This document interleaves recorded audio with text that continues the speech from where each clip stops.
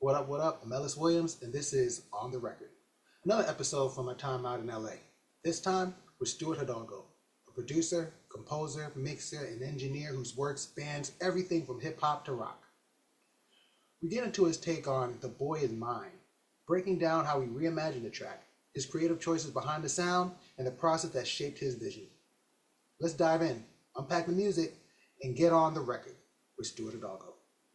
All right, so we have Stewart Hidalgo here, and we are talking about your track, The Boy Is Mine. It's a cover that everybody knows well.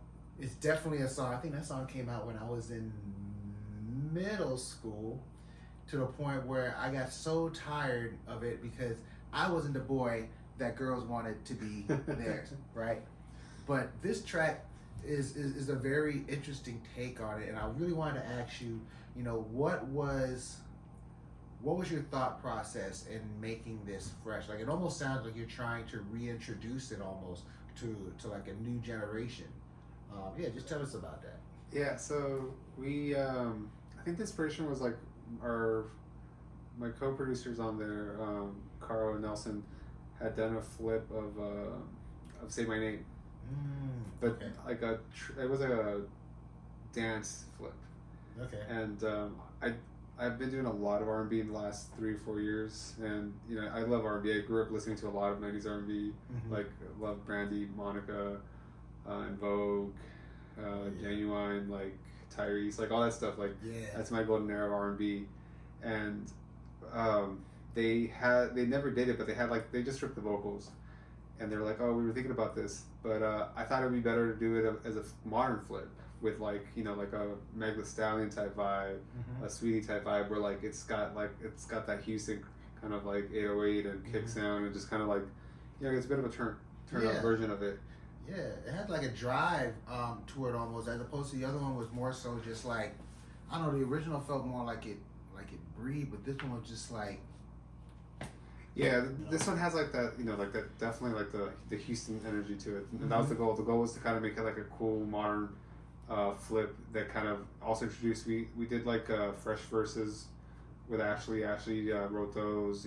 She's like she's an influencer, and she's really tapped into like the modern culture as far as like what the kids out there are talking about and listening to, which I think it really made the track feel fresh. Yeah. And we did it right before Ariana did it, so wow, that was pretty funny because we were like all hyped on it, and then like she dropped her version, and they jumped on the collab with Brandy, and Monica jumped on it.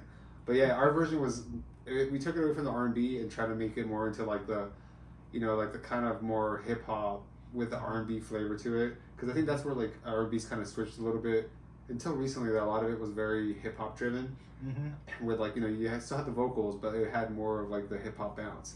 And this one, in particular, we wanted to bring that like that Houston type of bounce, and that's what we kind of, I think we accomplished that.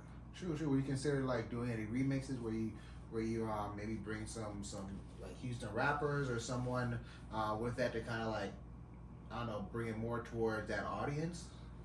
Yeah, I mean, we're totally open for it.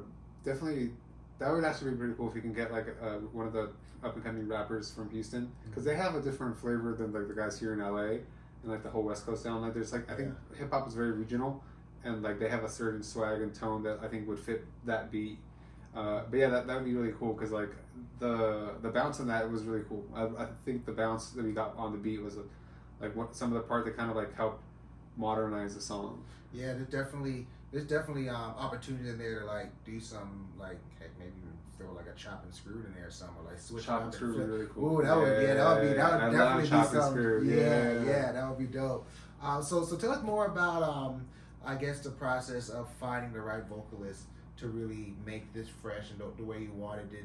Did you said it was Ashley? Did she come to you guys first, or did you kind of just like discover her and say, hey, do you want to work together? Well, Ashley I've been working with for the last, I think at this point, 5 or 6 years, but we've been doing a bunch of songs together, and if there's ever a song that I think that fits her, because she's like a true R&B person as well. She loves R&B. She loves a lot of pop too. She comes from a long line of like big musicians. Her dad was a famous organist, and then her grandfather, I think, was from Philly, and he was a trumpet player. or trombone. I can't forget his name, but like yeah, he like. So she has like this innate feeling to music. Like she's not like a studied musician, but she just knows it because I think her dad was a renowned musician. Like when he passed, Questlove shouted him out. John Mayer, like he was at the highest level, and she's just, you know, I don't know. There's something about the child of musicians that like they just have a different feel. And she just has that feel. Like she doesn't know melodies. I mean, she knows melodies and she knows harmonies. She can harmonize on the jump. She doesn't have the theory behind it, but it's all just like feelings within her.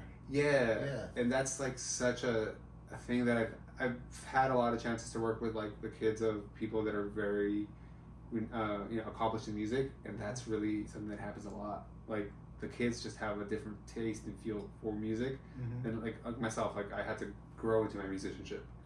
They just kind of like it's an extension of their being. So we gotta explore this. So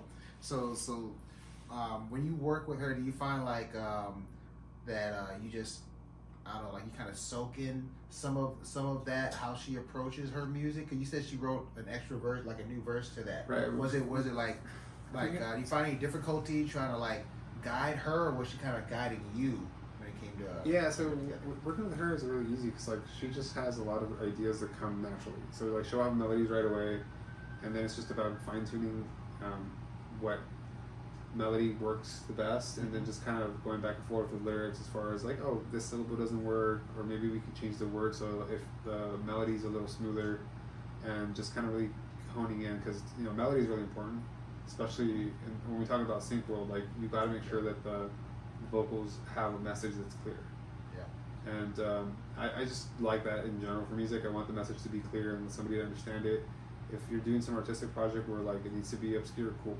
But when you're kind of trying to reach an audience and you're trying to say something like, you know, let the innuendos don't have to be there. Like you don't have to like hold somebody's hand, but you don't have to also be like a mystique. Yeah, no, you're right. Like I like lyrics that kind of say, you know, or has a less is more approach, where it leaves the listener to kind of come up with their own interpretation.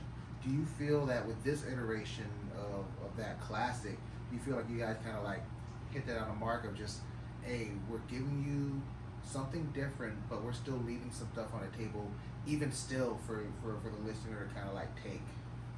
Yeah, so the goal was to, with her verses, because we had reimagined those, was to make them modern, make it current. You know, let that young girl who's going through that bad relationship or fighting for her man, let it be known. Like in the lyrics, we're always we took from the choruses and the lyrics from the actual song and applied it to today, and also used a lot of the modern lingo that you would, you know, you hear on TikTok, that you hear on, you know, modern shows that people. It's a language that people like hear, you know, like, and that's important that we wanted to make sure that it was on there because that makes it current, that makes it modern. Like, you know, the way that girls today talk is how we had her kind of approach it, and she hit it on the mark. And so we have a lot of the lyrics that really touch on, you know, young girls going through relationships, you know, and taking possession of the man and stuff like that, like, or their significant other in a way that it feels like today. So it could be applied, but the cool thing that we did was just like let today's young girls feel that, you know? And sure. So that was the goal, and I think we accomplished that. That's what's up. So for the new listener, how would, and now we're just going to talk about sync here, how would you ideally want the listener to discover this song? A scene in a movie, a commercial, maybe a viral video? Yeah, so we were lucky enough, I think, because she is an influencer, and she has close to 3 million followers on TikTok. The song did catch fire after she went viral, and I think she probably had like 10-15 million impressions. So the song, I think, works really well for the current, you know, viral sensation of like, it has all the elements that allow, you know, listeners that are into social media to just be like, get their attention.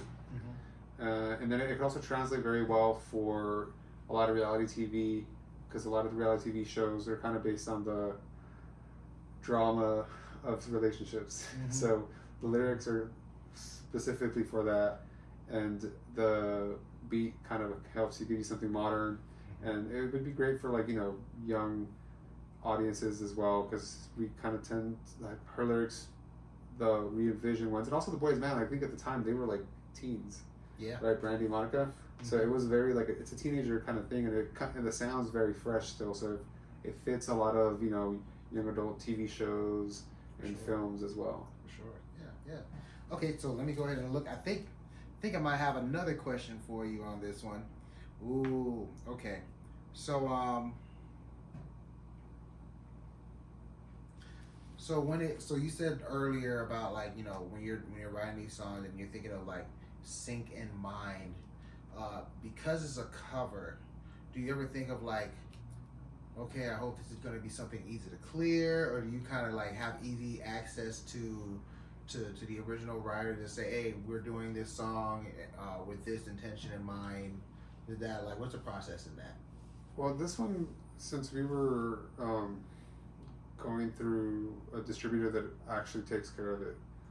So Sounddrop is one of the distributors, and I think a lot of them all take care of it now, where you import all the information with all the data from all the writers and publishers, and they'll verify it, and then they'll reach out and get the clearances so you can go ahead and publish it online in DSPs. That's cool. So yeah, because you can't be putting a cover out without getting clearance. Exactly, and there's so many, and as a licensor and a sync agent, we get covers all the time, and you'd be surprised like how many people want to ask them, oh, okay, so can you like put in the actual information from the original song, like not just your own IPI number, and those are like, oh, I have to do that. Like, yes, because if somebody picked this song and it doesn't work, we're gonna get in trouble.